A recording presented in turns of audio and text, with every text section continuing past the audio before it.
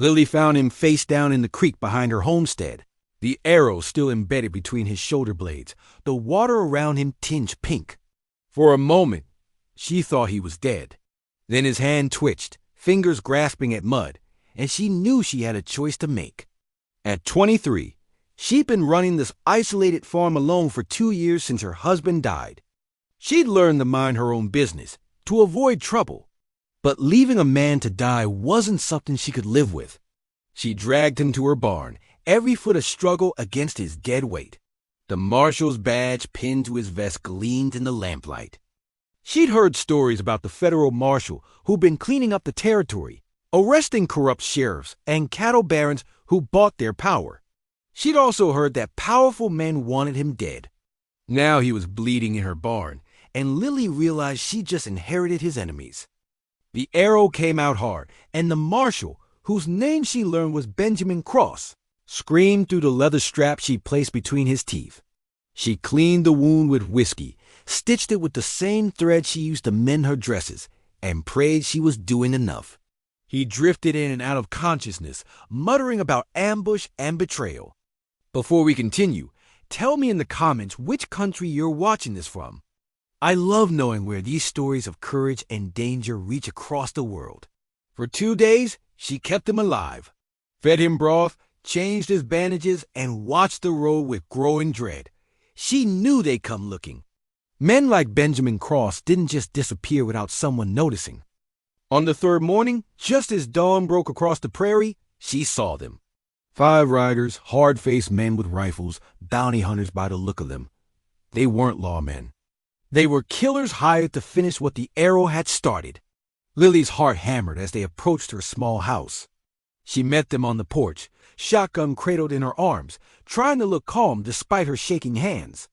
The lead rider, a man with a scar running down his cheek, smiled without warmth. "Morning, miss. We're looking for a wounded man, federal marshal. Got word he might have passed through here. Haven't seen anyone?" Lily said, her voice steadier than she felt. "Just me and my chickens out here." The scarred man's eyes drifted to the barn, then back to her. "Mind if we take a look around?" "Just to be thorough." "I do mind," Lily said, raising the shotgun slightly. "This is my property. You got no warrant, no authority here. Best you move along." The 5 men exchanged glances. One of them laughed. "Little girl with a big gun. That's sweet. But we're going to search that barn, and you're going to let us." Inside the barn, Benjamin had regained enough consciousness to understand what was happening.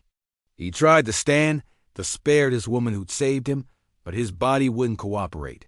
Through the gap in the barn wall, he could see Lily standing alone against 5 armed men, and rage mixed with helplessness flooded through him.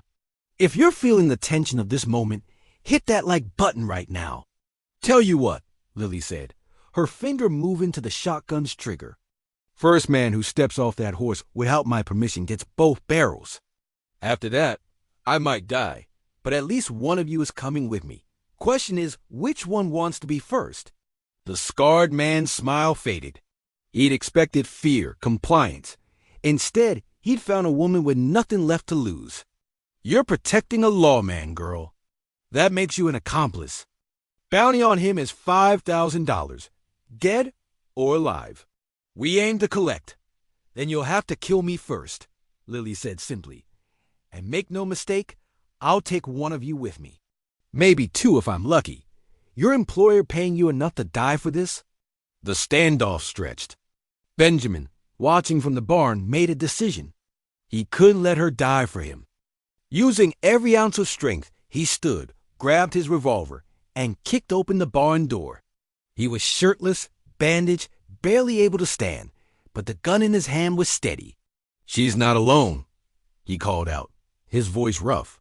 "And I'm still a federal marshal. You boys want that bounty. You'll have to earn it." The bounty hunters faced a choice. Fight a determined woman and a wounded but dangerous lawman, or ride away and find easier money. The scarred man spat tobacco juice into the dirt. "This ain't over, Marshal." But he turned his horse, and the others followed.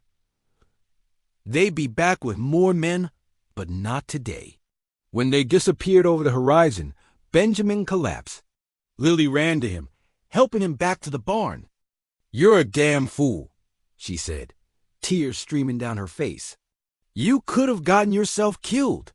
"So could you," Benjamin replied, managing a weak smile. "Guess we're both fools." He recovered over the next 3 weeks. In that time, he sent word to other marshals, and when the bounty hunters returned, they found federal reinforcements waiting. The men who'd ordered the hit were arrested, and Benjamin's testimony sent them to prison.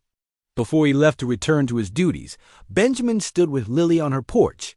"I owe you my life," he said. "More than that. You risked everything for a stranger." Lily smiled. "You would have done the same." Benjamin nodded. "I'll be back, Lily. When this territory is truly safe, when I can hang up this badge, I'm coming back here. If you'll have me." She looked at this man who'd stood beside her against impossible odds, who'd been willing to die rather than let her fight alone. "I'll be here," she said softly, "but don't take too long. I don't wait forever." He returned 18 months later, badge in his pocket, ring in his hand. They built a life on that homestead where courage had first brought them together. If this story reminded you that bravery is about being unafraid, but about standing firm when everything tells you to run, subscribe to this channel and share it with someone who needs courage today. Because sometimes one person standing in the gap can change everything. Hit that subscribe button, and let's keep these stories of fearless hearts alive together.